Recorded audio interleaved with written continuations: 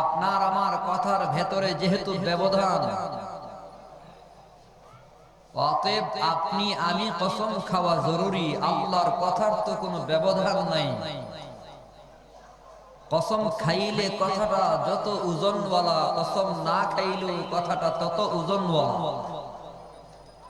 আল্লাহ পাকের কোন কথায় কোনো ব্যবধান। আমার কথা বুঝতেছেন? সাধারণত কসম খাইলে আমরা মনে করি এই কথাটা বোধহয় খুব গুরুত্বপূর্ণ কথা, আমরা এটা মনে করি। আগের জমানায় কসমের খুব মূল্য ছিল। সাক্ষী নাই, তখন তাকে কসম দেওয়া হতো, বলো তুমি কসম করে বলো। বান্দা যদি কসম করে বলেছে তো তার পক্ষে রায় হয়ে গেছে। কারণ তখনকার সময়ে কসমের মূল্যায়ন ছিল। তখনকার সময়ে মুমিন মানেই সে মিথ্যা বলতো না।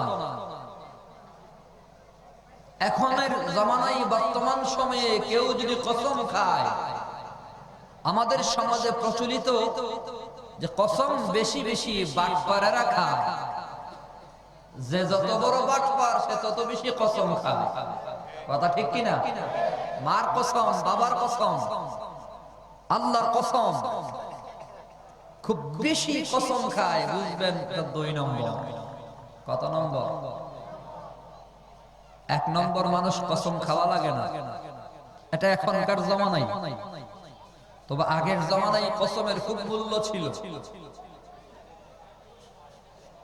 কসম দিয়ে কইলে, কসম দিয়ে কোনো কথা বললে, কসম খেয়ে কোনো কথা যদি বলেছে, তুই কথাটা খুব গুরুত্বপূর্ণ কথা হয়ে গেছে। আমার প্রশ্ন হলো, আল্লাহ পাক রব্বুল আলামিনের কোন কথার কোনো ব্যবধান? আল্লাহ পাক কসম খায়া কইলে যেমন শক্ত, কসম না খায়া কইলেও তেমন শক্ত। আল্লাহ পাক কসম খেয়ে বললে কথা যেমন সবল, কসম না খেয়েও কথা বললে তেমন সবল। আল্লাহ পাক কসম খেয়ে বললে যেমন গুরুত্বপূর্ণ, কসম না খেয়ে বললেও তো গুরুত্বপূর্ণ। সমান সমান কোনো ব্যবধান। যেহেতু আল্লাহ কোরআন শরীফের শুরুতেই বলেছেন, আলিফ লাম মিম যালিকাল কিতাবু লা রাইবা ফীহি, এটা এমন এক কিতাব যে কিতাবের ভেতরে কোনো সন্দেহ, জোরে বলে, কোরআন শরীফে কোনো সন্দেহ আছে? সন্দেহের অবকাশ পর্যন্ত নেই। সুই ঢুকানোর সুযোগ নেই, চুল রাখার সুযোগ নেই। যে কোরআনের কোন একটা কথার ভেতরে কোনো ভুল নেই, সন্দেহের অবকাশ নেই, সেখানে সবগুলো কথা সমান সবল। তো মাঝে মধ্যে কসম খাওয়ার দরকার কি?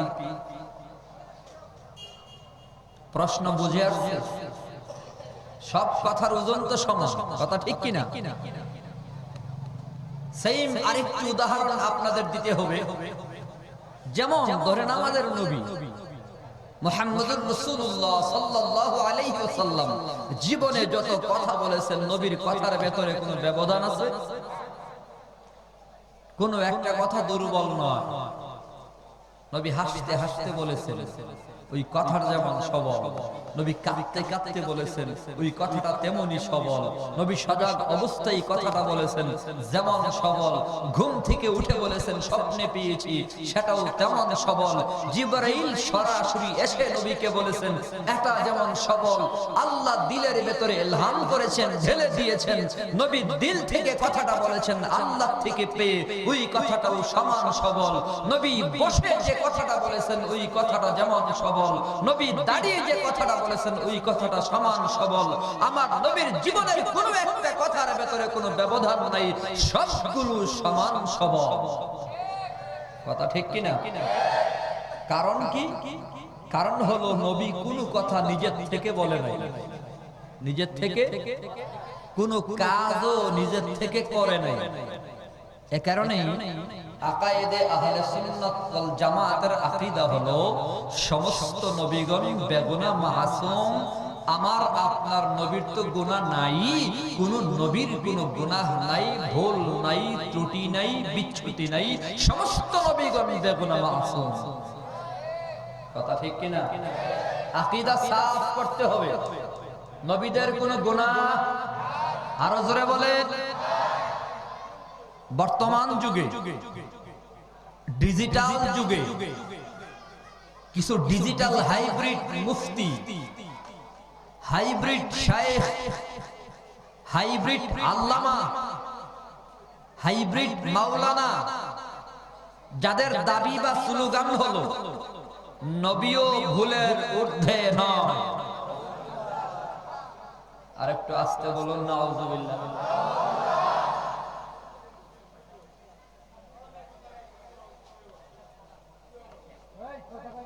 আপনারা কি কষ্ট পাচ্ছেন? আমাকে একটু বুঝাতে হবে আপনাদেরকে, আমাদের নবীর যে কোনো গুনাহ নাই। আমি আমাদের নবীর কথাই বলবো না, আমাদের আকীদা হলো কোন নবীর কোন গুনাহ, কোন নবীর কোন গুনাহ। প্রশ্ন আসতে পারে, আদম নবী যে গন্ধম খাইলো, দুনিয়ায় আসলো, 350 বছর কাঁদলো, আল্লাহর কাছে ক্ষমা চাইলো, লা ইলাহা ইল্লাল্লাহ মুহাম্মাদুর রাসূলুল্লাহ এই স্লোগানের খাতিরে ক্ষমা পাইলো, গন্ধম খেয়েছে, আল্লাহ নিষেধ করেছে লা তাকরাবা হাযিহি শাজারা, ফল তো খাবাই না, গাছের কাছে পর্যন্ত যাবা না, আল্লাহ পাকের নিষিদ্ধ অমান্য করেছে, প্রতীয়মান হয়, চোখে দেখা যায় আদম নবী ভুল করেছে, অন্যায় করেছে, এটা বোঝা যায়। কিন্তু আহলে সুন্নাত ওয়াল জামাতের আকীদা হলো নবীদের কোনো গুনাহ নাই, নবীদের কোনো গুনাহ। আবার আদম নবী গন্ধম খেয়েছেন, এখানে গুনাহ প্রমাণ হয়। এটুকুর জবাব দিলেই আপনি বুঝতে পারবেন আসলেই নবীর যে কোনো গুনাহ নেই। আদম নবী গন্ধম খেয়েছেন। এক নম্বর জবাবে আল্লাহ পাক নিজে আদম নবীর পক্ষে সাক্ষী দিয়েছেন। আল্লাহ বলতেছেন ফানাসিয়া আদম, আদম ভুলে গেছে। আদম কি করেছে? কথা কয় না। রমজান মাসে দিনের বেলা খাওয়া হালাল না হারাম? আরো জোরে। ডাইলের বড়া খাওয়া বুঝেই যায়, পর্দা টানায় দিলে। রমজান মাসে হোটেল রেস্তোরাঁয় লাল পর্দা টানায় দিছে, আসেনি? হুজুররা পর্দার এত বয়ান করে মাগার পর্দা লাগায় না, রমজান মাসে পর্দার জন্য পাগল হয়ে যায়। কথা ঠিক কিনা? লাল পর্দার ভেতরে বসে ডাইলের বড়া খাইলে হালাল না হারাম? রোজা থাকবে না ভাঙবে? জোরে বলেন। দিনের বেলা যদি কেউ খায় হারাম হবে, রোজাটাও ভেঙে যাবে। আমার আরেকটি প্রশ্ন হলো, রমজান মাসে রোজাদার ভুলে যদি খায়, ভুলে খাইলে রোজা ভাঙবে, গুনাহ হবে? জবাব দিয়েন। সারাদিন রোজারাই খায়, এত খিদা লাগছে, এত খিদা, পানির পিপাসা, গলা শুকায় যাচ্ছে, রোজার কথা ভুলেই গেছে। যা পাইছে সামনে খাইছে, পেট ভরা নাক পর্যন্ত খাইছে, এক মগ পানি খাইছে, পানি পান করেছে, ভাত খাইছে, রুটি খাইছে, রোজা রাখছে মনে নাই, ভুলে খাইছে, ভুলে খাইলে রোজা ভাঙবে, গুনাহ হবে, ভাঙবে, গুনাহ হবে। সবাই তো মুফতি দেখা যায় ফতোয়া দিতেছে ভালো। রমজান মাসের দিনের বেলা খাইলে গুনাহ হয়, রোজা ভেঙে যায়, তবে ভুলে যদি খায় রোজা ভাঙে না, গুনাহ হয় না। আল্লাহ পাক বলে ফানাসিয়া আদম আমি আল্লাহ যে বলেছি আদম সাবধান, তুমি ওই গাছের কাছেও যাবা না। আদম এই কথা ভুলে গেছে, ভুলে আদম নবী যে গন্ধম খেয়েছে ভুলে খেয়েছে, আল্লাহ বলেছে, আল্লাহ বলে ভুলে খাইছে। তার দ্বারা প্রমাণ হয় আদম নবী ভুলে খাইলে গুনাহ নাই, আদম নবী গুনাহ করে নাই। অতএব আদম নবীর আমলনামায় কোনো গুনাহ নাই। যেখানে আদম নবীরই গুনাহ নাই, ওখানে আমার আপনার নবীর গুনাহ হবে কি করে? যারা বলে আবার নবীও গুনাহ করেছে, অন্যায় করেছে, ভুল করেছে, আল্লাহর কসম এরা হাইব্রিড মুফতি হলো, এরা আসলে ইহুদি খ্রিস্টানদের মস্ত বড় দালাল। সাবধান, ইশারায় বুঝার চেষ্টা করবেন, ইশারায়। খেয়াল করিয়েন, আদম নবী খাইছে ইচ্ছা করে না ভুলে। এই কথাগুলো মনে রাখেন। আমি কিন্তু বলি নাই আল্লাহ বলেছে ভুলে খাইছে, ভুলে গেছে, খাওয়াতে নিষেধ করেছে। হাকিমুল উম্মত আশরাফ আলী থানভী রাহমাতুল্লাহি আলাইহি আরেকটি চমৎকার জবাব দিয়েছেন। আল্লাহ বলেছেন লা তাকরাবা হাদিহিস শাজারা। বাক্যটা খেয়াল করিয়েন, লা তাকরাবা হাদিহিস শাজারা। এই বাক্যের ভেতরে হাদিহি ইসমে ইশারা, করিব, কাছের একটা ইশারার শব্দ রয়েছে। শাজারাতুন শব্দের অর্থ গাছ। শাজারাতুন শব্দের আগে আলিফ লাম লাগিয়ে আল্লাহ মারিফা করেছে, নির্দিষ্ট করেছে। আল্লাহ বলেছেন এই গাছটির কাছে যাবা না, এই গাছটির কাছে। একটা গাছকে নির্ধারিত করে আল্লাহ বলেছেন আদম এই গাছটির কাছে যাবা না। থানভী রাহমাতুল্লাহি আলাইহি বলেন, মুফাসসিরানে কেরাম বলেন, আদম নবী সরাসরি এই গাছের ফল খায় নাই। আদম নবী কোন গাছের ফল খেয়েছে জানো? এই গাছের মতো আরেকটা গাছ পাশেই ছিল, ওই গাছের ফল আদম নবী খেয়েছে। আল্লাহ নির্দিষ্ট করে যে গাছের কথা বলেছে এই গাছের ফল খায় নাই, তবে এই জাতীয় আরেকটি গাছের ফল খেয়েছে। তার মানে আদম নবী ইজতিহাদে ভুল করেছে, ইজতিহাদে খাতা করেছে, চিন্তা ভাবনায় গবেষণায় ভুল করেছে, চিন্তা ভাবনায় গবেষণায় আদম নবীর খাতা হয়ে গেছে। এরে মুসলমান, ইজতিহাদ করার দরকার ছিল কি? আল্লাহ যেহেতু বলছে এই গাছের কাছেও যাইও না, আদম নবী ইজতিহাদ করলো কেন? মা হাওয়া আদম নবীরে বুঝিয়েছেন এই গাছটার ফল খাইলে সারা জীবন জান্নাতে থাকা যাবে। কে বলেছে? কে? মা হাওয়া বলেন একজন বড় শায়েখ, বড় বুজুর্গ বলছে। শায়েখ বলছে, শায়েখ। কে বলছে? পাগড়ি টুপি মাথায়, বড় বুজুর্গের চেহারা, বড় আলেম, আল্লামা তুদ্দাহার। শয়তান কি ছোট মুড়ো আলেম নাকি? হ্যাঁ, কত বড় আলেম! সুবহানাল্লাহ। 104 খানা কিতাবের এ টু জেড যার মুখস্থ, তার নাম হলো ইবলিস। আপনারা কি বলেন? ডাক্তার জাকির নায়েকের সে দুর্বল? কথা কয় না। আমাদের পীর সাহেব আসছেন ওনার থেকে দুর্বল, এলেমের বেলায় ওনার থেকে অনেক অনেক সবল। শাইখ, বড় শাইখ। আহমদ শফি হুজুরের চেয়েও বড় আলেম। ভালো করে মনে রাখেন, আহমদ শফি হুজুরের চেয়েও শয়তান বড় আলেম। এলেমের অভাব নাই। মা হাওয়া বলে, স্বামী গো, বড় একজন শাইখ, বড় ডক্টর, বড় মুফতি, বড় আল্লাহ ওয়ালা বলেছেন এই গাছের ফল খাইলে নাকি সারা জীবন জান্নাতে থাকা যাবে। সারা জীবন জান্নাতে থাকার জন্য একটা ফল খাবেন। আদম নবী বলেন আল্লাহ তো বলেছেন এই গাছটির ফল খাওয়া যাবে না। মা হাওয়া ওই শাইখ থেকে শিখছে, শিখে আদম নবীকে বলে আল্লাহ তো বলেছে এই গাছটার কথা, তবে ওই গাছটির ফল খাইলে তো সমস্যা নাই। ইজতিহাদে খাতা করেছেন। ইজতিহাদ করেছেন কেন? আদম নবীর দিলের ভেতরে চাহিদা ছিল জান্নাতে সব সময় যেন থাকা যায়, জান্নাতে থাকার আশায়, জান্নাতে থাকার আশায়, খেয়াল করিয়েন, জান্নাতে থাকার আশায় সব সময় যেন থাকা যায়। জান্নাতে থাকার আশায় আদম নবী একটা ফল খেয়েছেন জান্নাতে থাকার জন্য। নিয়ত ভালো না খারাপ? আরো জোরে বলেন। ফল যে খাইছে নিয়ত ভালো না খারাপ? আল্লাহ পাকের নাফরমানি করার কোনো নিয়ত নাই, আল্লাহ পাকের আদেশের বাইরে যাওয়ার কোনো টার্গেট নাই, ইচ্ছা নাই।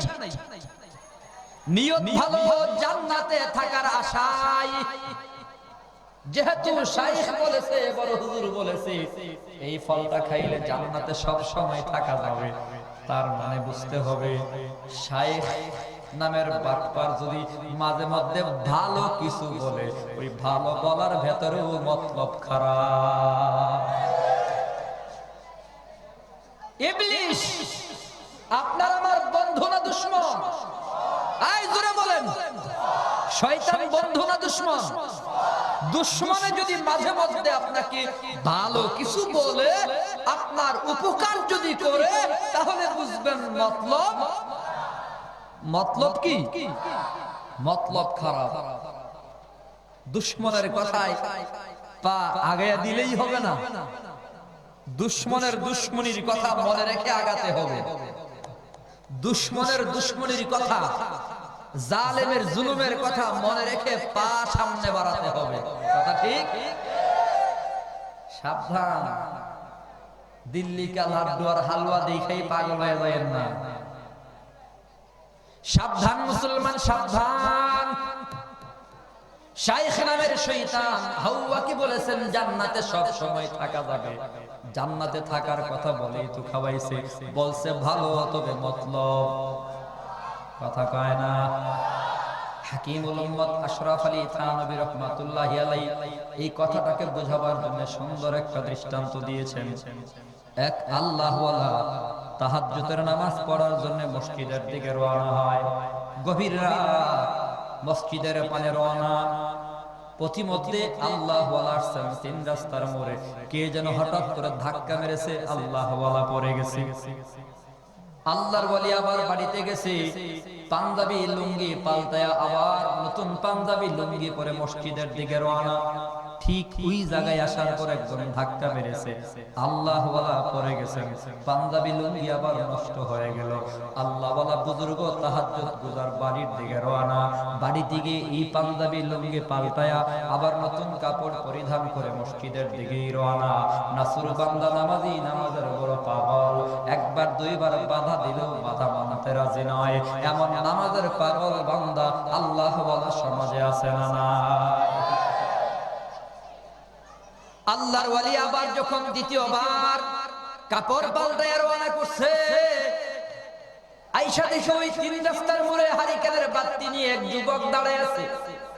হারিকেনের বাতি আলু নিয়ে দাঁড়িয়ে আছেন। ও মুরব্বি, আমি দেখলাম এই জায়গায় দুইবার আপনি পড়ে গেছেন।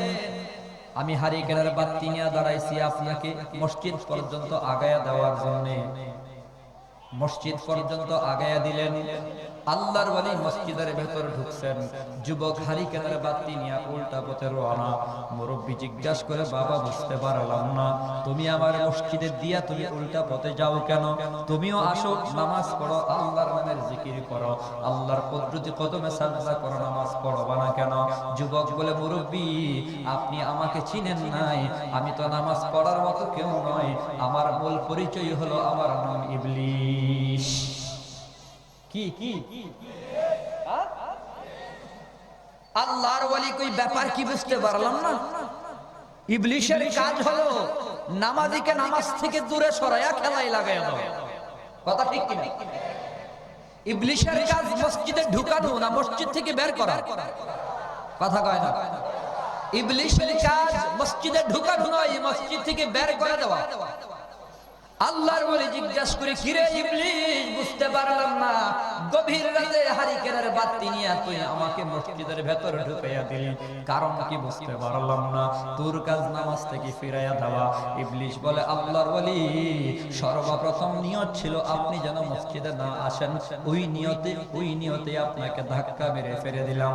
ধাক্কা মেরে ফেলে দেওয়ার পর আপনি গিয়ে পাঞ্জাবি পাল্টায়া যখন মসজিদের দিকে রওনা করেছেন, আল্লাহ রব্বুল আলামিন আপনার 1 বছরের গুনাহ ক্ষমা করে দিয়েছে। দ্বিতীয়বার আবার ধাক্কা মেরে ফেলে দিলাম, দ্বিতীয়বার আবার মসজিদের পানে রওনা। আল্লাহ আরো 1 বছরের গুনাহ ক্ষমা করে দিয়েছে। আমি ইবলিশ মনে মনে ভাবলাম, যতবার ফেলে দেব নামাজের বান্দা পাগল ততবার মসজিদের দিকে আগমন করবে, ততবারে যদি 1 বছরের গুনাহ ক্ষমা হইতেই থাকে, জীবনের গুনাহ সব ক্ষমা হয়ে যাবে। এর চেয়ে ভালো জীবনের কিছু গুনাহ থাকুক, তারে মসজিদের ভেতরে ঢুকাইয়া দেই।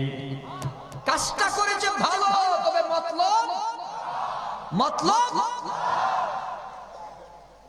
মা হাওয়া স্বামীরে বুঝাইছে এই ফলটা খাইলে জান্নাতে সারা জীবন থাকা যাবে।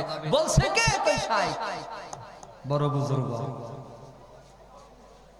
মুসলমান বাবারা, ভাইয়ের আমার, আদম নবী খেয়েছেন জান্নাতে থাকার আশায়। খেয়াল করিয়েন, থানবী রাহমাতুল্লাহি আলাইহি বলে সরাসরি আল্লাহ রাব্বুল আলামিন যেই গাছটির কথা বলেছেন ওই গাছটির ফল যেহেতু খায় নাই, অতএব আদম নবী ভুল করে নাই, অন্যায় করে নাই, গুনাহ করে নাই, যার কারণে আদম নবীর আমলনামায় কোনো গুনাহ নাই। আবার প্রশ্ন আসবে, গুনাহ না থাকলে দুনিয়ায় পাঠাইয়া দিল কেন? 350 বছর কান্নাকাটি করলো কেন? জবাব হিসাবে মুফাসসিরিনে কেরাম বলেন, আদম নবীকে আল্লাহ দুনিয়ায় পাঠাইছে কেন? 350 বছর কাটাইছে কেন? এই ভুলটা যে অনিচ্ছাই হয়ে গেছে, অনিচ্ছাই ভুল হইলে যদিও কোনো গুনাহ নাই, তবে আদম নবীর মতো এত বড় দামি নবী, জলিলুল কদর নবী, সমস্ত নবীর পিতা আদম নবী, এত দামি নবীর পক্ষে ভুল করাটাও মানায় নাই। যেহেতু বেমানান একটা কাজ নবী হয়ে করেছেন, আল্লাহ পাক সবক দেওয়ার জন্য আদম নবীকে দুনিয়ায় পাঠিয়ে দিয়েছেন। বলুন সুবহানাল্লাহ। সবক দিছে, আপনার কাজটা মানায় নাই, সব কাজ সবাইরে মানায় না। কথা ঠিক কি না? যদিও গুনাহ হয় নাই, অন্যায় হয় নাই। গুনাহ কাকে বলে? ওই শরীয়ত পরিপন্থী কোন কাজ যদি স্বেচ্ছায় ইচ্ছাই করা হয় তাকে গুনাহ বলে।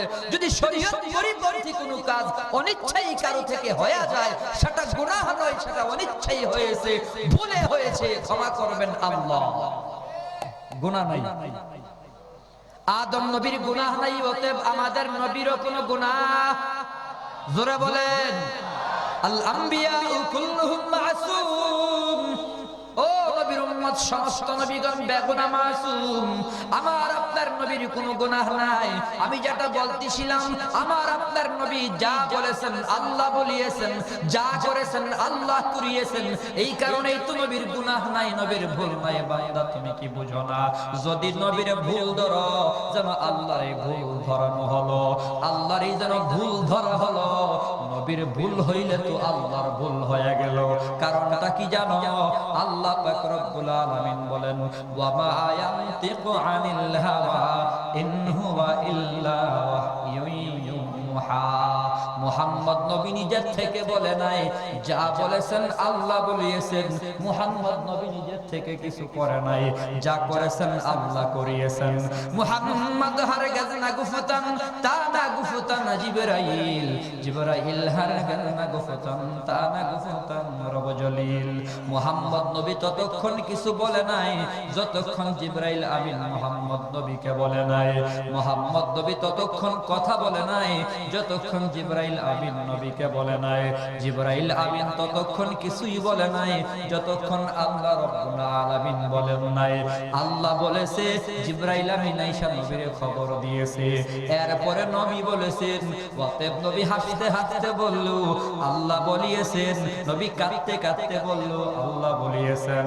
নবী কসম খাইলেও যা, কসম না খাইলেও তা। ঠিক তেমনি ভাবে আল্লাহ পাক রব্বুল আলামিন কসম খাইলেও কথা তেমন সবল, কসম না খাইলেও কথা তেমন সবল। আল্লাহ পাকের সকল কথা সমান, ঠিক কি না? কোনো ব্যবধান আছে? এরপরেও আল্লাহ সূরা কলমের শুরুতে কসম খাইছি কেন? বিভিন্ন সূরার আগে আল্লাহ কসম খেয়েছেন কেন? তিন আনজির ফলের কসম, ওয়াজ জাইতুন, জাইতুনের কসম। কসম, ওয়া তুরি সিনিন, ওই সিনা পর্বতের কসম, ওয়া হাদাল বালাদিল আমিন, ওই নিরাপদ নগরের কসম, মক্কা নগরীর কসম। আল্লাহ পাক কসম খেয়েছেন, ওয়াল আসরি, যুগের কসম। এইভাবে করে বিভিন্ন সূরায় আল্লাহ আয়াতের ভেতরে কসম খেয়েছেন। কসম খাওয়ার দরকার কি? মুফাসসিরানে কেরাম জবাব দিয়েছেন, কসম খেয়েছেন তোমার আর আমার জন্য। কারণ বান্দা বান্দির দিলের চাহত হলো, তাদের অবস্থাটা হলো কসম খাইলে কথায় গুরুত্ব বেশি দেয়। মানুষের স্বভাব হলো কসম খায়া কোন কথা বললে মানুষ গুরুত্ব বেশি দেয়। আমি যদি কসম খায়া কথা বলি, আপনারা গুরুত্ব বেশি দেবেন। আল্লাহ পাক আপনার আমার স্বভাবের কারণে কসম খেয়েছেন। আল্লাহ পাকের জাতের কসম খাওয়ার কোনো দরকার নাই। কসম খেয়েছেন আপনার আমার স্বভাব আর চাহাত মিটাবার জন্য। আপনার আমার স্বভাব হলো কসম খাইলে গুরুত্ব বেশি দেয়।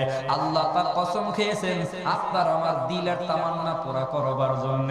আল্লাহ পাক কসম খাইয়া এই সূরার ভেতরে কি এমন বয়ান করেছেন, দামি কসম খাওয়া লাগবে। মুফাসসিরিনে কেরাম বলেন, এই সূরার ভেতরে আল্লাহ দুটি কসম খেয়েছেন। এই দুই কসম সবচেয়ে দামি কসম। সবচেয়ে দামি কসম আল্লাহ পাক কেন খেয়েছেন? বলে দামি কসম খাওয়ার পেছনে কারণ হলো এই সূরার ভেতরে আল্লাহ রাব্বুল আলামিন সবচেয়ে দামি নবীর চরিত্র বয়ান করেছেন।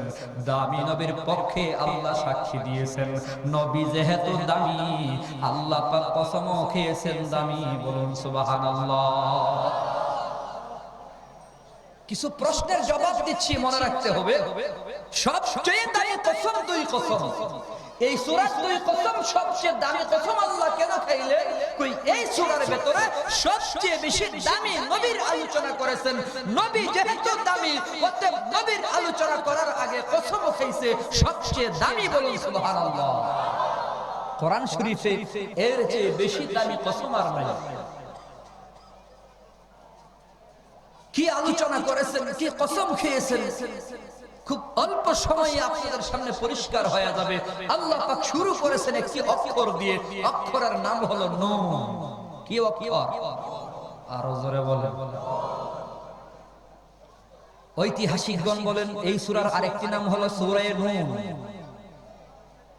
নুন, নুন অক্ষর দিয়ে আল্লাহ শুরু করেছেন। নুনের অর্থ কি?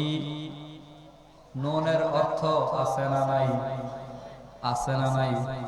আছে, আছে, আছে। পৃথিবীর এমন কোন শব্দ নেই, বর্ণ নেই যার অর্থ নেই। দৈন্তান্ন না মৈদন্য, কোনটা আসল না? আসেনি, আসেনি। নুন এর অর্থ কি? আমার পক্ষ থেকে জবাব, যেহেতু আমি বয়ান করা লাগবে, আমার জবাব হলো আপনাদের কাছে মাপ চাই, ক্ষমা চাই। নুনের অর্থ আমি জানি না। আমি জানি না কেন? আমার উস্তাদ মুফতি নুরুল্লাহ রহমাতুল্লাহি আলাইহি জানেন না। আমার উস্তাদ জানে না কেন? আমার উস্তাদ জানে না। ওনার উস্তাদ হুসাইন আহমদ মাদানী রাহমাতুল্লাহি আলাইহি জানেন না। হুসাইন আহমদ মাদানী জানেন না কেন? ওনার উস্তাদ জানে না। এইভাবে করে করে কাসেম নানতুবি দেওবন্দ মাদ্রাসার প্রতিষ্ঠাতা জানেন না। আহমদ শফি হুজুর জানে না। মধুপুরের পীর সাহেব হুজুর জানে না। নূর হুসাইন কাসেমি সাহেব জানেন না। বাংলাদেশের কোন হুজুর জানে না। ভারতের কোন হুজুরও জানে না। এরে মুসলমান, নুনের অর্থ আমরা দুনিয়ার কেউ জানি না। কেন জানি না? আদম নবী থেকে নিয়ে আল্লাহ পাক যত মানুষ পাঠিয়েছেন, বিশেষ করে আখিরি নবীর উম্মতের কথাই বলতে চাই। নুনের অর্থ না জানার কারণ হলো আমাদের উস্তাদের উস্তাদ কোন জানেন না। আমাদের উস্তাদের উস্তাদ সাহাবা আইম্মায়ে মুস্তাহিদিন, ইমাম আবু হানিফা, ইমাম শাফিঈ, ইমাম আহমদ ইবনে হাম্বল, ইমাম মালিক কোন ইমামই জানেন না। ইমামরা জানেন না কেন? ওনাদের উস্তাদ সাহাবা আজমাইন জানেন না। রাইসুল মুফাসসিরিন আব্দুল্লাহ বিন আব্বাস রাদিয়াল্লাহু আনহুমা তিনিও জানেন না। অথচ মুফাসসির হিসেবে তিনি একজন সর্দার। রাইসুল মুফাসসিরিন যাকে বলা হয়, টপ লেভেলের মুফাসসির হওয়ার পরও আব্দুল্লাহ বিন আব্বাস বলে নুনের অর্থ আমি জানি না। আব্বাস মুফাসসিরের বাপ, আব্বাস বলে আমিও জানি না। আবু হুরায়রা তোমার হাদিসের ভান্ডার, উনিও বলেন আমি জানি না। আলী রাদিয়াল্লাহু তাআলা আনহু বলেন আনা, এ মুসলমান আমিও জানি না।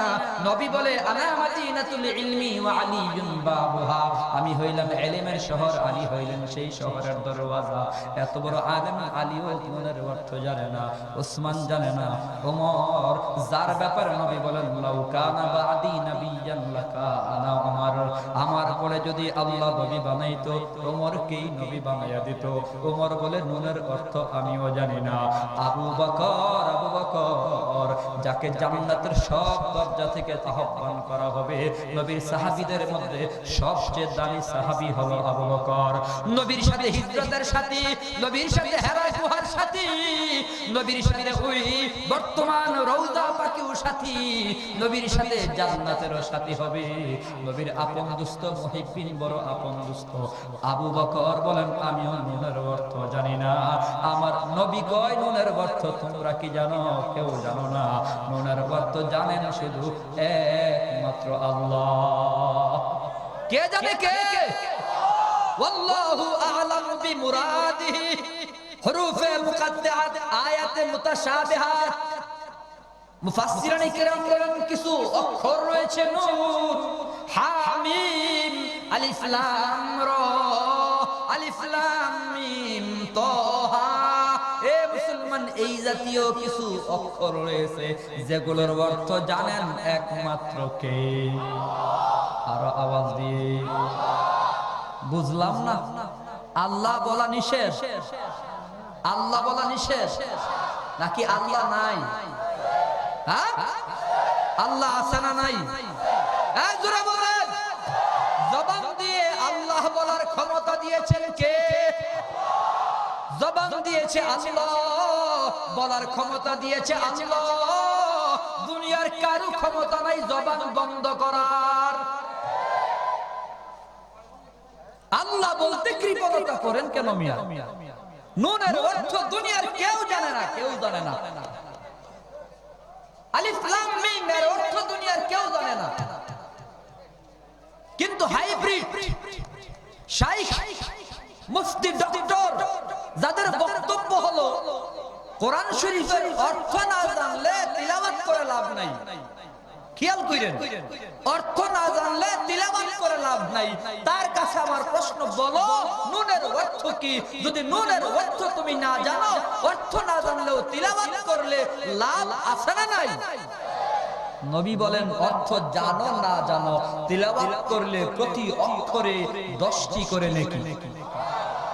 আরো জোরে বলুন সুবহানাল্লাহ।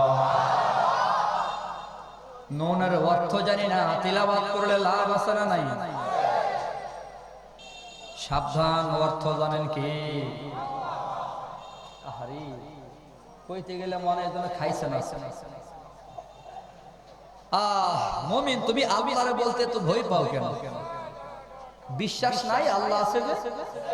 হেফাজত করবার মালিক, জোরে বলে, হেফাজত করবার মালিক, রক্ষা করবার মালিক, মায়ের খাওয়াইবার মালিক।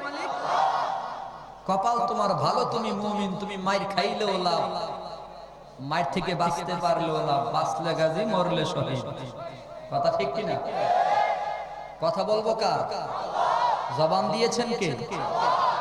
আল্লাহ যদি থাকে কোনো ভয় আছে? ইব্রাহিম নবীর সময় আল্লাহ ছিল, নূহ নবীর সময় আল্লাহ ছিল, আদম নবীর সময় আল্লাহ ছিল, আমার আপনার নবীর সময় আল্লাহ ছিল।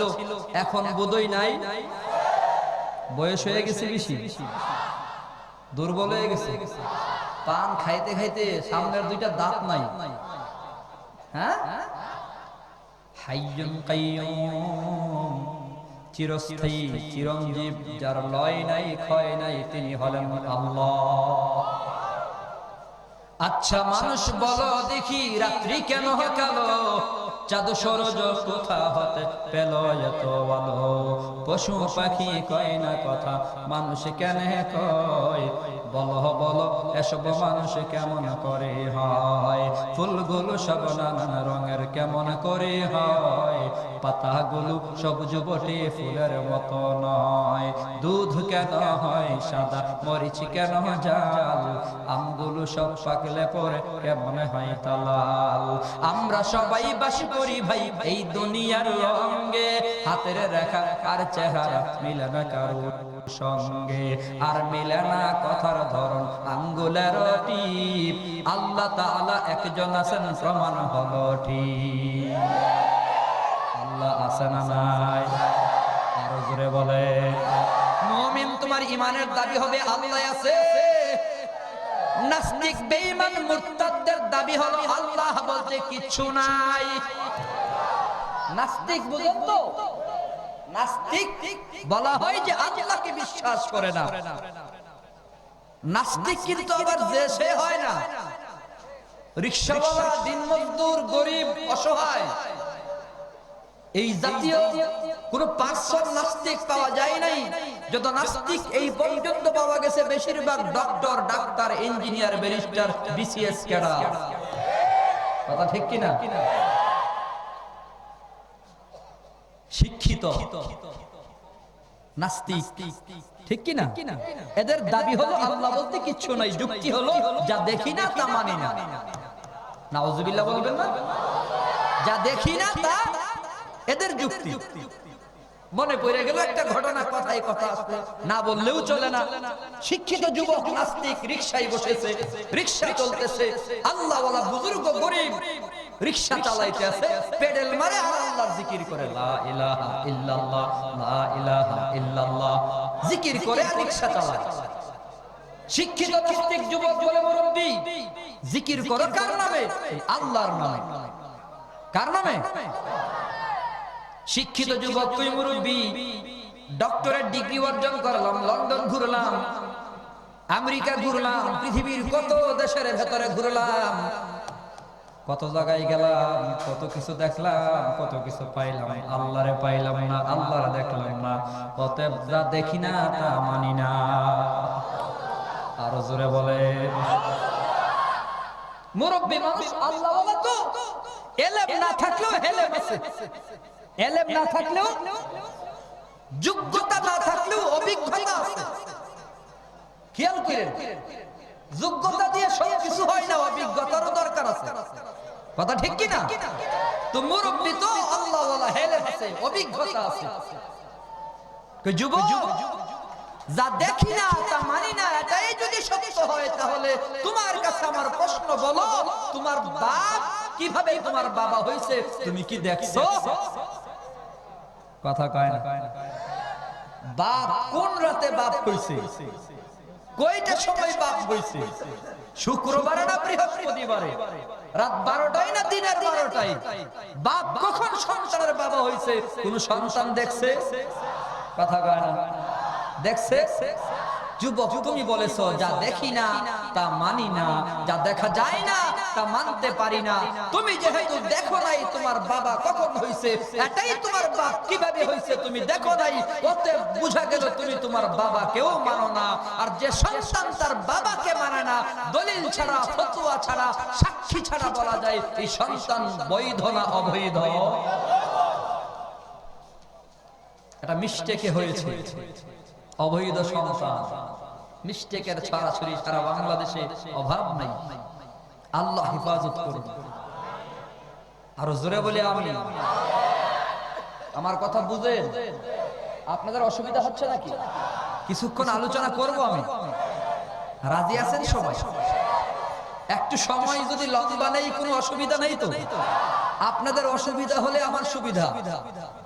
গত রাতের প্রোগ্রাম ছিল সেই ফরিদপুরের ভাঙ্গাও না মকসুদপুর, কর্নেল ফারুক খান মন্ত্রী ভাইয়ের এলাকায়, উনি সাবেক মন্ত্রী ছিলেন ওনার এলাকায়, ওনার সাথে বেশ একটা সম্পর্ক আমার রয়েছে, যাই হোক সেটা ভিন্ন কথা।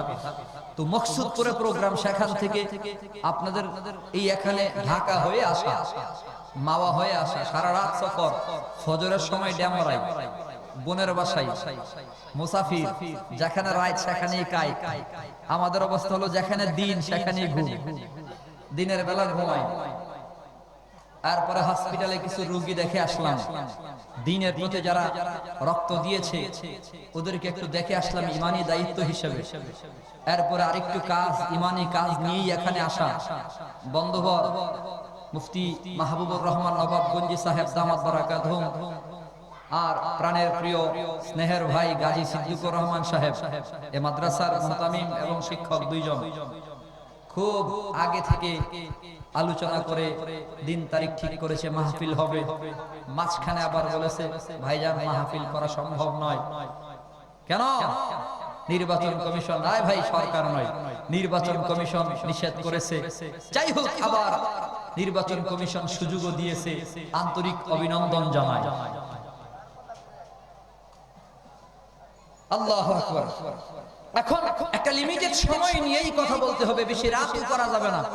আবার অনেক কথা আমার বলতেও হবে, যেটা বলতেছিলাম, যুবক বলেছে যা দেখি না তা মানি না, তার এই স্লোগান যদি সত্য হয়, এই যুবক বৈধ না অবৈধ? আরো জোরে বলে। কয় না মুরব্বি, অবৈধ হওয়ার সুযোগ নাই, দলিল আছে। দলিল কি আছে? দলিল নিয়ে আসে। যান কাজী অফিসে, কাজী অফিসে দলিল আছে। আমার আব্বাই বিয়ে করার আগে দুইজন সাক্ষী আছে, উকিল আছে, ইমাম সাহেব আছে। কাজী অফিসে দলিল পেয়ে গেল, এবার তো আর বৈধ হয়ে গেল। মুরব্বি চিন্তাই পড়ে গেছে, আরে আল্লাহ যে আছে এটার প্রমাণ কি করে দেবো এখন? এবার প্রশ্ন করে যুবক, একজন খালেক, পরিচালক, স্রষ্টা, রব আল্লাহ যদি না থাকে, আসমান জমিন কে চালাই বলো? সূর্য চন্দ্র কে চালায়? এ মুসলমান যুবক, তুমি বলো, এত কিছু দুনিয়ায় চলতেছে, কে চালায়? মুসলমান একটু বলো, কে চালায়? কে চালায়? আরো জোরে বলেন। মুরব্বি বলে, যুবক, আসমান জমিন চলে, চাঁদ সূর্য চলে, নদী নালা চলে, হাওয়া বাতাস চলে, এত কিছু চলতেছে, অবশ্যই চালানেওয়ালা একজন আছে। যুবক বলে, না না, সব নিজে নিজে চলে, সব নিজে নিজে চলে। মুরব্বি কই, ঠিক আছে। রিক্সা তালা মায়েরা দিব্যি আরামে চায়ের দোকানে বসে চা পান করে, পায়ের উপর পা উঠায়া চা পান করে। যুবক কই, মুরব্বি অফিসে যাওয়া লাগবে, সময় কম, জলদি করে রিক্সায় পেডেল মারেন। মুরব্বি কয়, রিক্সাও নিজে নিজেই চলে। সুবহানাল্লাহ। যুক্তি আছে না নাই? আরে মিয়া, রিক্সা নিজে নিজে চলে কেমনে? একজন চালকের দরকার হয়, এটা আপনি বুঝেন না কত বড় ব্যাককল। মুরব্বি কই, রিক্সাটা নিজে নিজে চললে বললে যদি ব্যাককল হয়, যে বলে আসমান জমিন চালানোর জন্য কোনো চালক লাগে না, নিজে নিজেই চলে, হে কত বড় ব্যাককল। আল্লাহ আছে না নাই? আমি মাঝে মধ্যে যুবক ভাইদের বলে, যুবক, পড়াশোনা করো কলেজ ভার্সিটিতে, অনেক সময় নাস্তিক কোন শিক্ষকের সামনেও তোমার বসা লাগে।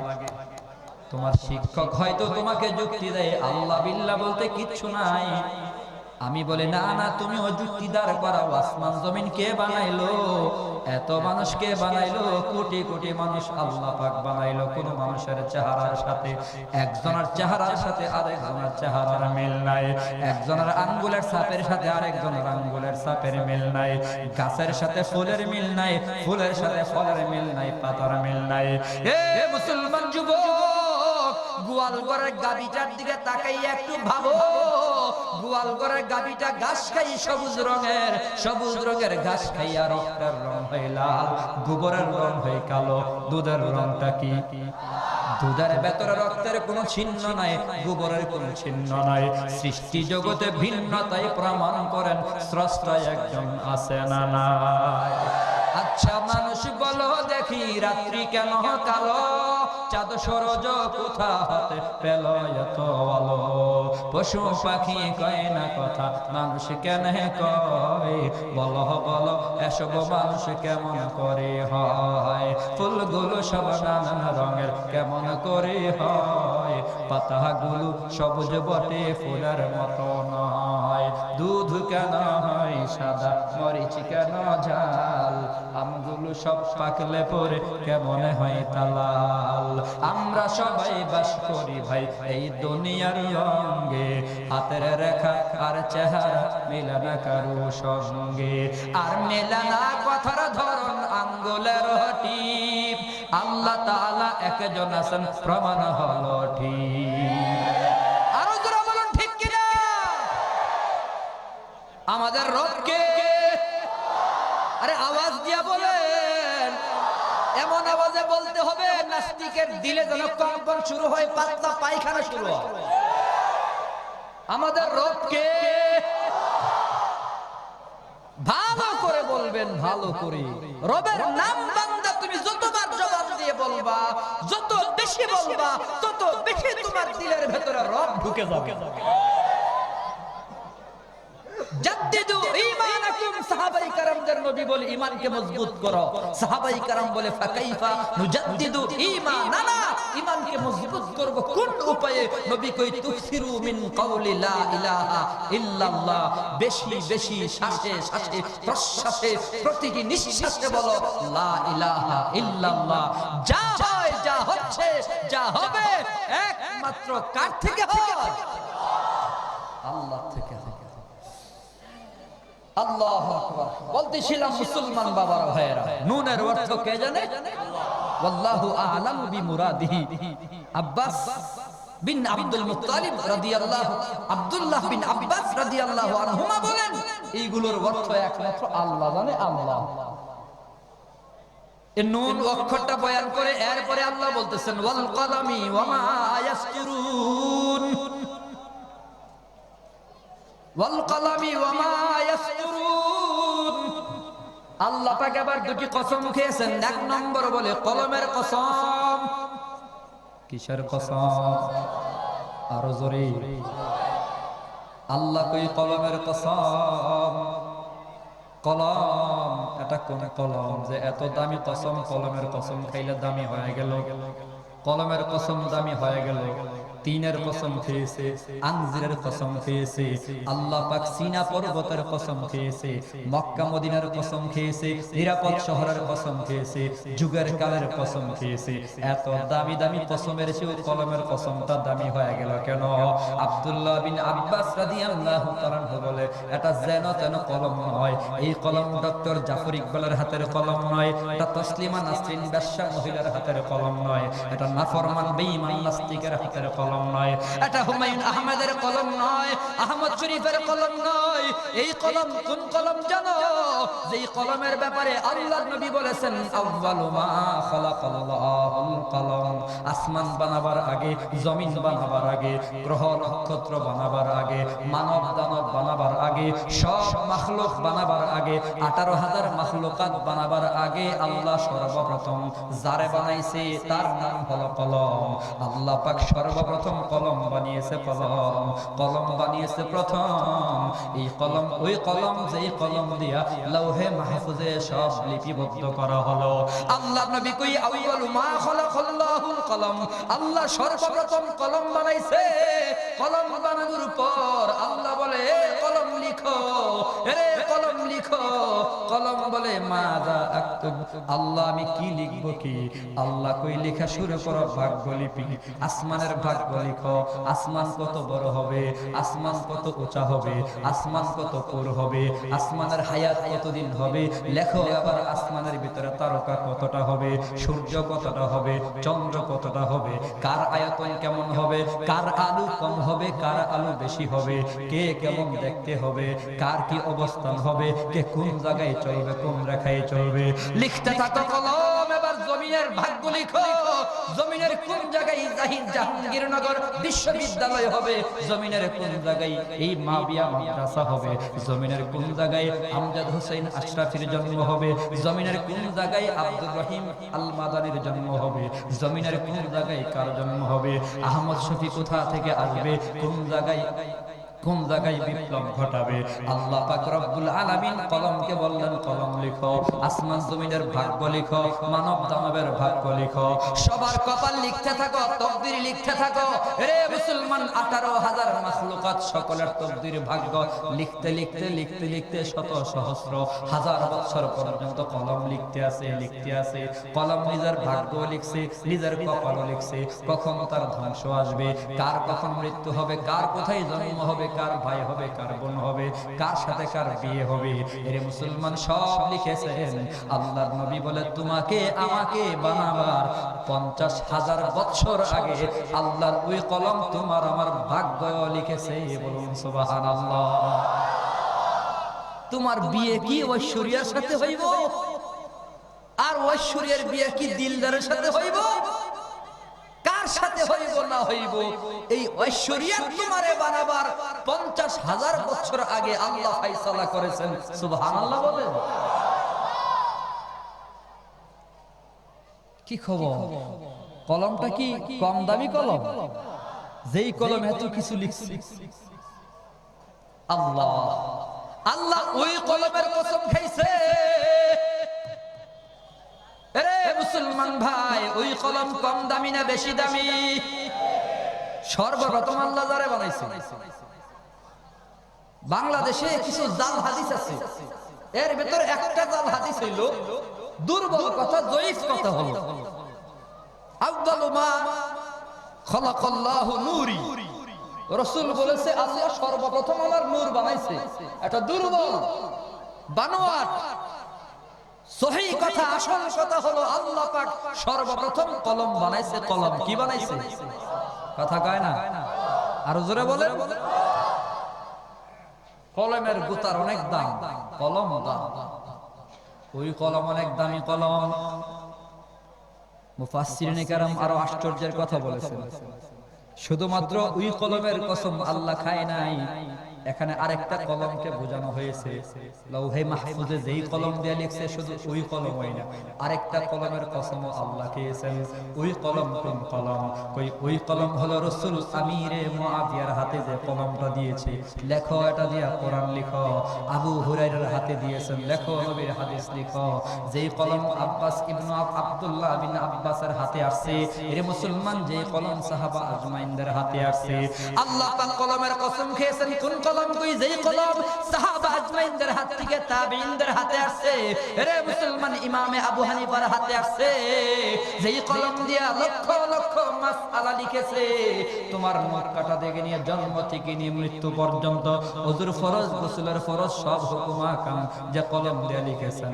ইমাম আবু হানিফার হাতে যে কলম, ইমাম শাফিঈর হাতে যে কলম, ইমাম আহমদ ইবনে হাম্বলের হাতে যে কলম, ওই কলম হইতে হইতে কাসেম নানুতুবির মাধ্যমে দেওবন্দ মাদ্রাসায় যে কলম চলে আসছে, আল্লাহ পাক ওই কলমের কসম খেয়েছেন। দেওবন্দ মাদ্রাসা থেকে কলম হাটহাজারী আসছে, উম্মুল মাদারিস হাটহাজারী হইয়া রে মুসলমান ঢাকা ওই মুন্সিগঞ্জ মধুপুরের মাদ্রাসায় চলে আসছে, মালিবাগ মাদ্রাসায়, রহমানিয়া মাদ্রাসায় চলে আসছে। আস্তে আস্তে আস্তে আস্তে গেরুয়া দারুল উলুম মাবিয়া ইসলামিয়া মাদ্রাসায় যে কলম চলে আসছে, যে কলম দিয়া আলিফ লেখা হয়, যে কলম দিয়া বা লেখা হয়, নবীর হাদিস লেখা হয়, নবীর দুরূদ লেখা হয়, কোরআন আর হাদিসের ব্যাখ্যা বিশ্লেষণ লেখা হয়, যে কলম মাদ্রাসার ভিতরে লেখালেখি হয়, তালিবুল ইলমদের হাতে যে কলম আসছে, আল্লাহ পাক এই কলমের কসম খেয়েছেন। বলুন সুবহানাল্লাহ। তার মানে বোঝা গেল এই দামি কলম যাদের হাতে আছে তারাও দামি। রে মুসলমান, এই কলম যেই মাদ্রাসায় আছে ওই মাদ্রাসাও দামি। এই কলম যে তালিবুল ইলমের হাতে আছে সেও দামি। তুমি কি ভাবতেছো মাদ্রাসার ছাত্রের বুঝই দাম নাই? দাম নাই, না না। আল্লাহর নবী বলে সাবধান সাবধান, এদের কত দাম জানো? খায়রুকুম মান তাআল্লামাল কুরআন ওয়া আল্লামা। তোমাদের ভেতরে সবচেয়ে বেশি দামি হলো কোরআনওয়ালা। তোমরা মনে করো চেয়ারওয়ালা দামি, তোমরা মনে করো পদওয়ালা দামি, তোমরা মনে করো ক্ষমতাওয়ালা দামি, তোমরা মনে করো পাওয়ারওয়ালা দামি, তোমরা মনে করো প্রশাসন বলা দামি, আল্লাহর নবী কই না না, আল্লাহর কাছে কোরআন বলা দামি। এরে মুসলমান কত দামি জানো? আল্লাহর নবী কই মান সালাকা তরিকান ইয়ালতামিসু ফীহি ইলমা সাহালাল্লাহু লাহু তরিকান ইলাল জান্নাহ। তুমি মানো না মানো, ওরে কলেজ বিশ্ববিদ্যালয়ে পড়ুয়া ভাই, তুমি মানো না মানো, আল্লাহর নবী ১০০০ বছর আগে বলেছেন তালিবুল ইলম যখন ঘর থেকে বের হয় আল্লাহ পাক তার জন্য জান্নাতের রাস্তাটা সহজ করিয়া দেয়। এটা বড় কপালের ব্যাপার। কপালে থাকলে কোরআন শিখা যায়, হাদিস শিখা যায়, ইচ্ছা করলে জোর করেই আলেম হওয়া যায় না, মুফতি হওয়া যায় না, কোরআন পড়া যায় না। আল্লাহর নবী কয় মান ইউরিদিল্লাহু বিহি খায়রান ইউফাক্কিহু ফিদ্দীন। কপাল যার ভালো আল্লাহ তারে আহমদ শফি বানায়, কপাল যার ভালো আল্লাহ তারে নূর হোসেন কাসিমি বানায়, কপাল যার ভালো আল্লাহ তারে আব্দুল হামিদ মধুপুরের পীর সাহেব বানায়। আরে মুসলমান কপাল ভালো হওয়া লাগে। আজকে তুমি ঠাট্টা করে মস্করা করো, মাদ্রাসার ছাত্রদের দেখা তুমি মনে মনে ভাবো ঠাট্টা মস্করা করো, ভাবতেছো তোমার সে সম্মান বোধই কম, ইজ্জত বোধই কম। না না মুসলমান না, দুনিয়ার ভেতরে প্রমাণের অভাব নাই। আল্লাহ পাক আলেমদের ঠগায় নাই, মাদ্রাসায় পড়ার কারণে ঠগি নাই। আমি আমার বেলায় মাঝে মধ্যে বলি আমার বংশের ভেতরে কোনো আলেম নাই, আল্লাহ পাক আমাকে আলেম বানায়া দিল। 7 ভাইয়ের ভেতরে সবগুলো ভাইকে আব্বা মাদ্রাসায় পড়াবার চেষ্টা করলো, কেউ টিকে নাই, আমাকে স্কুলে পড়াবার চেষ্টা করেছে। আমি জোর করে মাদ্রাসায় পড়েছি, ক্লাস 4 এ পরীক্ষা দিয়ে ফাইনাল পরীক্ষায় 5ম শ্রেণীতে 1 নম্বর হয়ে গেলাম। স্কুলে পড়বার মন চায় না, বারবার মাদ্রাসায় পড়ার মনে চায়। অ্যাপ্লিকেশন করি, আবেদন করি, আব্বাকে বলি আব্বা রাজি হয় না, মাদ্রাসায় পড়াবে না। জোর করে মাদ্রাসায় পড়েছি, আল্লাহ পাক ঠগায় না। সব ভাই থেকে আল্লাহ সম্মান বেশি দিয়েছে, ইজ্জত বেশি দিয়েছে।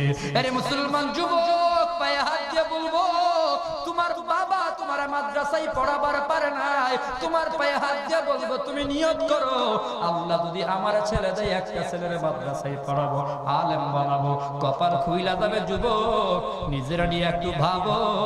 ডাক্তার হয়েছো, ডক্টর, ইঞ্জিনিয়ার, ব্যারিস্টার হয়েছো, আব্বা মারা যাওয়ার পর জানাজার লাশের সামনে দাঁড়ায় নীরব দাঁড়ায় আছো, চুপচাপ দাঁড়াইছো, দোয়াটা পর্যন্ত পড়বার পারো না। যে আব্বার সম্পদ বিক্রি করে ডাক্তার, যে আব্বার সম্পদ বিক্রি করে ইঞ্জিনিয়ার, ব্যারিস্টার হইছো, ওই বাবার অন্তিম সময়ে লাশের সামনে দাঁড়ায় জানাজার দোয়াটাও পারলা না।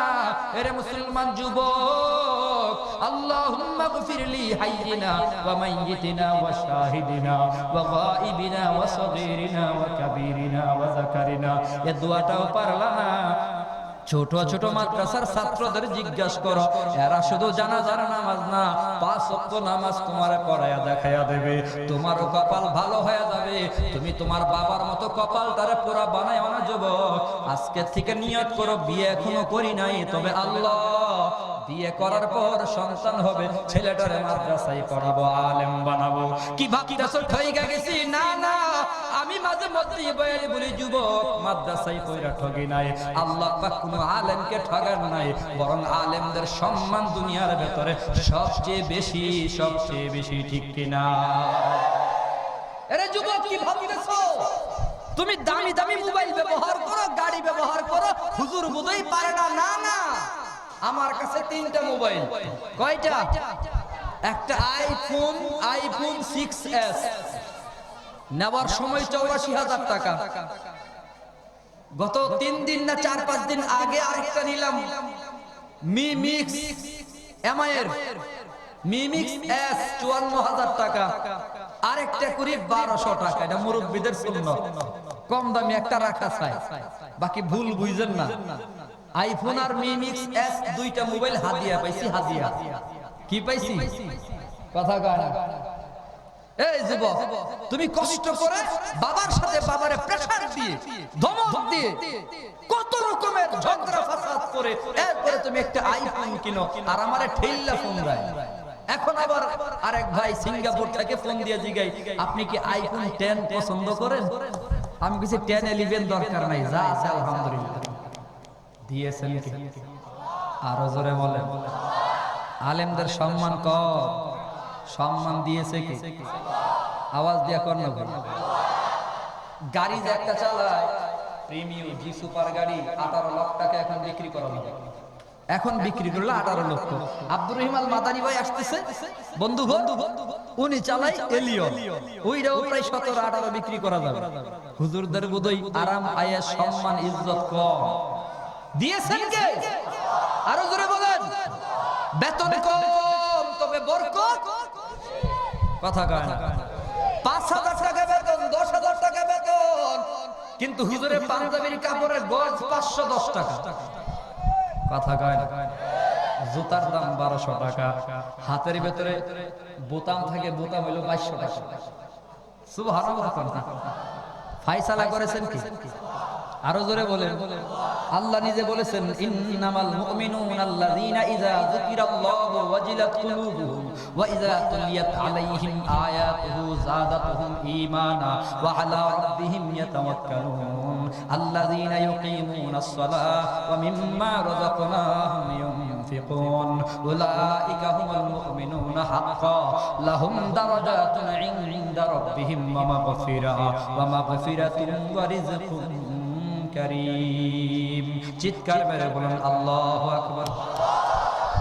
আল্লাহ কই মুমিনরা তুই যদি খাঁটি মুমিন হস, এই খাঁটি মুমিন হতে পারলে তোরে 3টা পুরস্কার দেব।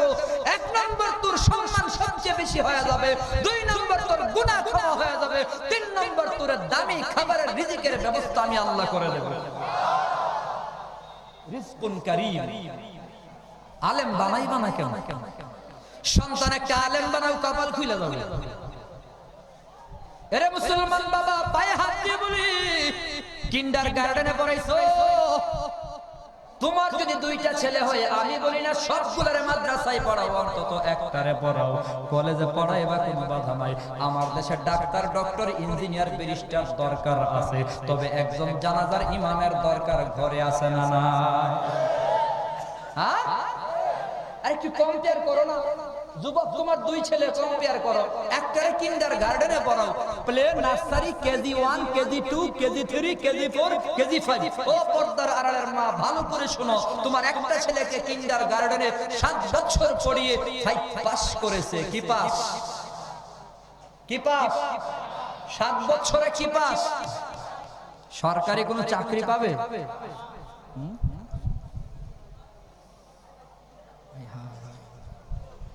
চিঠি এসে গেছে, মুশকিল। ইদানিং কি হচ্ছে, বয়ান শুরু করলে আমার সময়ের কথা মন থাকে। ইদানিং একটু লম্বা করার দরকার ছিল, সময় তো নাই। শুধু এই কথাটাই বলবো, 2টা ছেলে, একটা কিন্ডারগার্টেনে 7 বছরে কি পাস? কি পাস? 5 পাস। 5 পাস করার পরে বাংলাদেশের সরকারে কয়েকদিন আগে বোধহয় সংসদে আইন পাস করছে, 5 পাস করলে সরকারি চাকরি দেওয়া হবে। কথা কয় না। কোন চাকরি আছে? হ্যাঁ, ড্রাইভিং লাইসেন্স নিতে গেলেও 8ম শ্রেণী পাস করা লাগবে, ঠিক কি না? 7 বছরে 5 পাস, সরকারি কোন চাকরি? খেয়াল করেন, আরেকটা ছেলের 7 বছর মাদ্রাসায় পড়ে, 3 বছর নুরানি বিভাগে 1, 2, 3, 3 বছর নুরানি বিভাগে আপনার সন্তান নামাজের আদব শিখবে, চলার আদব, খাওয়ার আদব, হুজুর মাসআলা, জানাজার দোয়া, 40 খানা হাদিস, পুরা কোরআন দেখা সে শিখবে, পড়বে। অনেক হাদিস তার মুখস্থ হবে, অনেক আদব তার শিখা হয়ে যাবে। দাঁড়ায় পেশাব করবে না, বৈশা পেশাব করবে। 3 বছর মাদ্রাসায় পড়ালেই তার আমল শুরু হয়ে যায়, মাদ্রাসায় ভর্তি করলেই তো আমল শুরু। 3 বছরে মাসলা মাসাইল জানলো, সব ইলম তার হাসিল হয়ে গেল। আর 3 বছর হিফজুল কোরআন বিভাগে হাফিজে মাদ্রাসায় পড়ায়া হাফিজে কোরআন বানিয়ে দিলেন। 6 বছর পার হয়ে গেল। 1 বছর, আবার 1 বছর আন্তর্জাতিক মানের কোন হাফেজ সাহেবের কাছে রিভাইজ করাবেন। আপনার ছেলে আবার নাজমুস সাকিব হয়ে গেল। পাঠাইয়া দেন বাহরাইন, পাঠাইয়া দেন কাতার, পাঠাইয়া দেন মক্কায়। বাংলাদেশের এমন অনেকগুলো হাফেজে কোরআন 7 বছর মাত্র মাদ্রাসায় পড়ায়া 100 দেশের সাথে প্রতিযোগিতা করে 1 নম্বর হয়েছে, ঠিক কিনা? কোটি কোটি টাকা খরচ করেছো, কোটি কোটি টাকা খরচ, বাড়ি দিছো, গাড়ি দিছো, 11 জন প্লেয়ার পাঠাইছো। এ মুসলমান মাশরাফিরে বাড়ি দিলা, গাড়ি দিলা। সাকিব আল হাসান রে তুমি এত বড় সেলিব্রিটি বানাইলা, যার সাথে সেলফি উঠাবার জন্য যুবকরা পাগল। এত টাকা পয়সা খরচ করে বলো বাংলাদেশ বিশ্বে কয়বার 1 নম্বর বানাইছে? কয়বার কয়বার কথা কয় না? এই ক্রিকেট খেলায় বাংলাদেশ বিশ্বে 1 নম্বর কয়বার হইছে? কথা কয় না? কোটি কোটি টাকা খরচ করলা, 11 জন প্লেয়ার মিল্লা খেললা, এরপর 1 নম্বর হতে পারে নাই। আর কোরআন নিয়ে হাফেজে কোরআন হইয়া 7 বছর মাদ্রাসায় পড়ানোর কারণে পৃথিবী জয় করেছে এমন 10 থেকে 12 জন মুসলমান। কপাল পুরা বুঝবার যোগ্যতাও আল্লাহ দেয় নাই।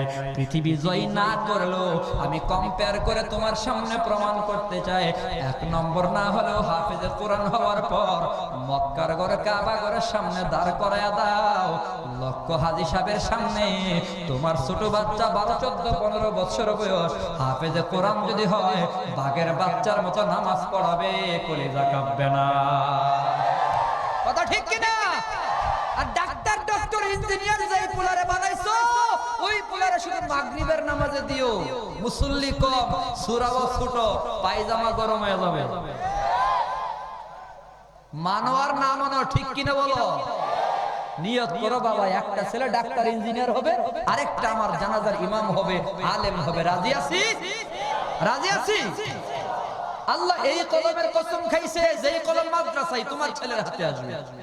এরপরে আল্লাহ বলে ওয়া মা ইয়াসতুরুন, কলম যা লিখছে লিখার কসম, কলম যা লিখছে লেখাগুলোর কসম। কি লিখছে? কোরআন লিখছে, হাদিস লিখছে, ভাগ্য লিখছে, যা লিখছে সবগুলা লিখার কসম। কসম দুইটাই অনেক দামি। দামি কসম খায় নবীরে আল্লাহ বলে মা আনতা বিনিমাতি রাব্বিকা বিমাজনুন, নবী গো আপনি আল্লাহর অনুগ্রহে আপনি পাগল নন, আপনি মাজনুন নন। আবু জাহাল আপনারা পাগল কয়, আবু লাহাব আপনারা পাগল কয়, তবে আমি আল্লাহ বলি আপনি পাগল না। আপনি কি? আল্লাহ পাক বলে ওয়া ইন্না লাকা আজরান গায়রা মামনুন, আল্লাহর পক্ষ থেকে অসংখ্য অগণিত নিয়ামত রয়েছে, পুরস্কার রয়েছে। কি পুরস্কার? আল্লাহ বলে ওয়া ইন্নাকা লাআলা খুলুকিন আযীম, নবী আপনি হলেন মহান চরিত্রের অধিকারী। আবু জাহাল বলে নবী পাগল, আমি আল্লাহ বলি পাগল না। এ মুসলমান আপনারাই বলেন আবু জাহালের কথা সত্য না আল্লাহর কথা সত্য? আরো জোরে বলেন। আল্লাহ পাক বলে নবী আপনি টেনশন করিয়েন না, ফাসাতু বসিরু ওয়া ইউবসিরুন বিআইয়িকুমুল মাফতুন, এমন একদিন সামনে আসবে নবী আপনি নিজেও দেখবেন, তারাও দেখবে আসলেই কারা বিকারগ্রস্ত, কারা পাগল, কারা তার ছাড়া। বেশি দূর যায় নাই, কয়েকদিন পরে আবু জাহাল প্রমাণ পেয়েছে আসলে মুহাম্মদ পাগল না, আমরাই পাগল। শুধুমাত্র একটা দৃষ্টান্ত দিয়া বুঝাইয়া দেব, এরে মুসলমান আমার নবী মক্কায় যখন কোরআন তেলাওয়াত শুরু করে, মক্কায় দলে দলে কালিমা পড়ে মুসলমান বনে যায়। আবু জাহাল, আবু লাহাব নিয়ত করেছে হজ্জের সময় লক্ষ লক্ষ মানুষ মক্কায় ঢুকবে, মুহাম্মদের কাছে যদি কেউ যায় কোরআন তেলাওয়াত শুনে কালিমা পড়ে মুসলমান বনে যাবে। আবু জাহাল পরামর্শ কইরা মক্কার চারপাশে গেইটে গেইটে দাঁড়ায় গেল, লোকদের ঘোষণা করে মক্কায় আসছো হজ করো বাধা নাই, তবে মুহাম্মদ নামের পাগলের কাছে কিন্তু যাবা না। আবু জাহালে কই পাগলের কাছে যাইও না, আবু লাহাবে কই সাবধান পাগলের কাছে যাইবা না, উতবা সাইবাও বলে পাগল মুহাম্মদের কাছে যাবা না।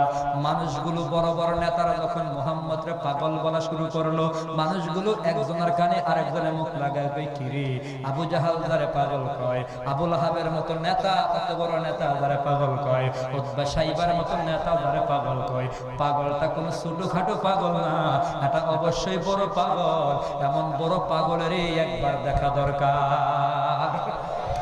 বদনাম করেছে আমার নবীর, বদনাম আবু জাহাল, আবু লাহাব, উতবা সাইবা করেছে। নবীর প্রতি মানুষের আকর্ষণ কমছে না বাড়ছে? আরো জোরে বলেন। আহমদ শফির বদনাম হয়েছে অনেক, যত বদনাম করেছে আহমদ শফির সম্মান তত বাড়ছে, বরং যারা বদনাম করেছে তারাও পায়ের কাছে গিয়ে বসে থাকে। কথা কও। আল্লাহ ওয়ালার বদনাম করলে সম্মান কমে না বাড়ে? আমার নবীর প্রতি আকর্ষণ আরো বাড়ছে। লোকেরা গিয়া কই পাগলের একটু দেখা দরকার, এটা শুরু খাটো কোনো পাগল না।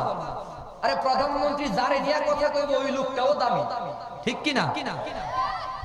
নিশ্চয়ই তার ভিন্ন অঙ্গনে দাম আছে। লোকেরা দলে দলে গিয়া কই মান আনতা, আপনি কে? নবীজি কই আনা মুহাম্মদ ইবনু আব্দুল্লাহ, আমি আব্দুল্লাহর ছেলে মুহাম্মদ। সুবহানাল্লাহ বলবেন না? সংক্ষিপ্ত জবাব, মা আনতা, আপনি কি? রাসূল বলে আনা রাসূলুল্লাহ, আমি আল্লাহর রাসূল। সুবহানাল্লাহ। কি আনছেন কি? নবী আবার শুরু করেছেন والشمس وضحاها والقمر إذا تلاها والنهار إذا جلاها والليل إذا يغشاها والسماء وما بناها والأرض وما طحاها ونفس وما سواها فألهمها فجورها وتقواها قد أفلح من زكاها وقد خاب من دساها كذبت ثمود بتقواها إذ انبعث أشقاها فقال لهم رسول الله الله أكبر فقال لهم رسول الله ناقة الله وسقياها فكذبوه فعقروها فدمدم عليهم ربهم بذنبهم فسواها ولا يخاف عقباها। আবার নবী তিলাওয়াত করে সব কাফের বেঈমান তাকে রইছে চম্বুকের মতো সম্মোহন শক্তি যেন শুরু হয়ে গেল। সব মনে মনে ভাবে কি ব্যাপার, পাগল তো এলোমেলো হবে, এলোমেলো বলবে, কাপড় ঠিক থাকবে না, চুল ঠিক থাকবে না, কথাও ঠিক থাকবে না। আবু জাহাল যারা পাগল কইল তার মধ্যে পাগলের কোনো চিহ্ন নাই, পাগলের কোনো বৈশিষ্ট্য নাই, পাগলের কোনো লক্ষণ নাই। দেখো দেখো প্রত্যেকটা বাক্যের শেষে হা হা হা ওয়াশ-শামসি ওয়া-দুহাহা ওয়াল-কামারি ইযা তালাহা ওয়ান-নাহারি ইযা জাল্লাহা, শেষে শেষে হা হা হা। এত মিল রেখে যে তেলাওয়াত করে আল্লাহর কসম, আল্লাহর কসম, এটা পাগল না, এটা সত্য নবী, সত্য নবী।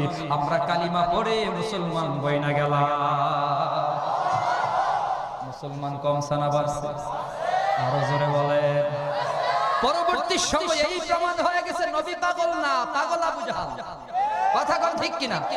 আরেকটা কথা এড করে যাই, এড নবীর জমানায় আবু জাহাল নবীরে পাগল বইলা গালি দিছে। আজকের জমানায়ও নায়েবে নবী উলামায়ে ইকরামদের একদল গালি দেই, তারা হলো নায়েবে আবু জাহাল। কথা কও, নবীরে গালি দিছে আবু জাহাল, নায়েবে নবীরে গালি দেই নায়েবে আবু জাহাল। আবু জাহাল না থাকলেও আবু জাহালের নায়েব আছে। কথা কও, যারা গালি দেয় তাদেরই বললাম আমি। আবার নায়েবে নবীর জন্য পাগলও আছে, ঠিক কি না?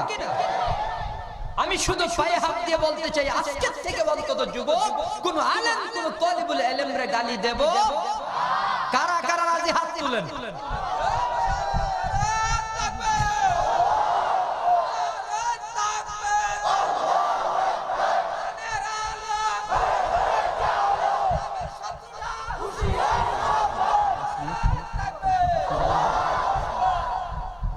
আল্লাহ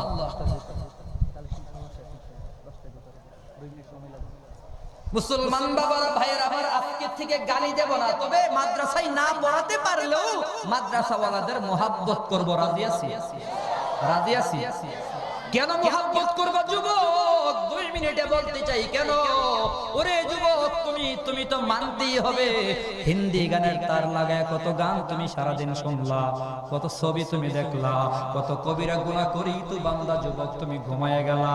তওবা সারা যুবক তুমি আমি ঘুমায়া যায়, এত গান শুনি এত ছবি দেখি তওবাও করি না। আল্লাহ পাক তোমার আমার গুনাহের কারণে গজব দিবার কথা, গজব। কিন্তু কেন গজব দেই না জানো? এই এরিয়ার ভিতরে এত কবিরা গুনাহ করো, এরপরও আল্লাহ গজব দেই না কেন? রাত 3টা 4টা সময় মাঝে মধ্যে তোমার কলেজের হল থেকে বের হইয়া 4টা সময় সুযোগ পাইলে এই মাদ্রাসার দারুল উলুম মাবিয়া মাদ্রাসার বারান্দায় দাঁড়ায়ও। এর যুবক, তোমার ছোট ভাই আছে 10 বছর বছর বয়স, অথবা তোমার ছেলে আছে, তোমার ছেলে বা যুবক ভাই ছোট ভাই যদি বাড়ি থাকে, তোমার ভাইরে তোমার মা খাওয়ায়, তোমার মা গোসল করায়, তোমার মা খাওয়ায়, তোমার মা গোসল করায়। তুমি তোমার বাচ্চারা দেখো না, তোমার বিবি গোসল করায় খাওয়ায়। মাদ্রাসায় যে ছাত্র পড়ে 10-12 বছর বয়স, নিজের খাবার নিজে খায়, নিজের বিছানা নিজে করে ঘুমায়। আবার বেশি সময় ঘুমাইতেও পারে না রে যুবক, রাত 4টার সময় উস্তাদ ডাক দেয়, উঠো বাবা উঠো, আল্লাহর কোরআন তেলাওয়াত করো। ঠান্ডা পানি দিয়া কুয়াশার ভেতরে ছোট বাচ্চা ওযু করে আল্লাহর কোরআন তেলাওয়াতে বসে যায়। তোমার কবিরা গুনার কারণে জাহান্নামের আযাব আসার কথা, আসমানি গজব আসার কথা, কিন্তু গজব আসে না কেন? মাদ্রাসার ছাত্রগুলো আল্লাহর কোরআন তেলাওয়াত করে রাতের বেলা, তাদের তিলাওয়াতের বিনিময়ে আল্লাহ পাক রহমত নাজিল করে। পায়ে হাত দিয়ে বলবো, রহমতের কারণগুলো পাঠিয়ে গুলোরে গালি দিও না, মুহাব্বত করিও। এরে যুবক, এতিমখানা মাদ্রাসার ভিতরে 2-1 জন এতিমও আছে, যাদের মা নাই বাবা নাই, এতিম। এতিম ছাত্রগুলো মাদ্রাসায় পড়ে। যুবক, পায়ে হাত দিয়ে বলি, মাঝে মধ্যে ঈদের দিন বন্ধ মাদ্রাসা, ঈদের দিন ছুটি দিলাম। ছুটি দেওয়ার পর সব ছাত্র বাড়ি গেছে, 2-1 জন ছাত্র এখনো বাড়ি যায় নাই। ঈদের নামাজের পর জিজ্ঞাসা করলাম, ছাত্র বাবা বাড়ি যাও নাই কেন? ছাত্রগুলো কই, হুজুর বাড়িতে আব্বা নাই, আম্মা নাই, আমি বড় এতিম। ঈদের দিন বাচ্চাদের মা বাবা কত আদর করে, আমাকে আদর করবার মতো কেউ নাই। মাদ্রাসার ভিতরেই থাকি হুজুর, মা বাবা নাই বলে বাড়ি যাওয়া পর্যন্ত বন্ধ করিয়া দিছে। এদেরকে গালি দিও না, মুহাব্বত করো, ভালোবাসো। কারণ কি জানো? আল্লাহর নবী বলে, উলামায়ে কেরাম নবীগণের বন্ধু, নবীগণ আল্লাহর বন্ধু, আল্লাহর বন্ধু নবীগণ জান্নাতি, নবীগণের বন্ধু মুহিব্বিন উলামায়ে কেরাম জান্নাতে যাবে। আজকে থেকে মুসলমান বাবারা ভাইয়েরা আমার, যেই কলম মাদ্রাসার ভেতরে আল্লাহ পাঠিয়েছে, এই কলমগুলো বিদায় করবার জন্য অনেকেই চক্রান্ত করে। এসব বাতিল বেঈমান নাস্তিক মুরতাদদের চক্রান্ত রুখে দেওয়ার জন্য, আল্লাহর দামি কলমগুলো মাদ্রাসায় টিকায় রাখার জন্য, কলম পড়া ছাত্রদের পক্ষে দাঁড়িয়ে যাওয়ার জন্য, রে মুসলমান মাদ্রাসার জন্য রক্ত দিতে হয়, জীবন দিতে হয়, শহীদ হতে হয়, মাল দিতে হয়, দান দিতে হয়। কারা কারা রাজি? আল্লাহর হাত দেখাও।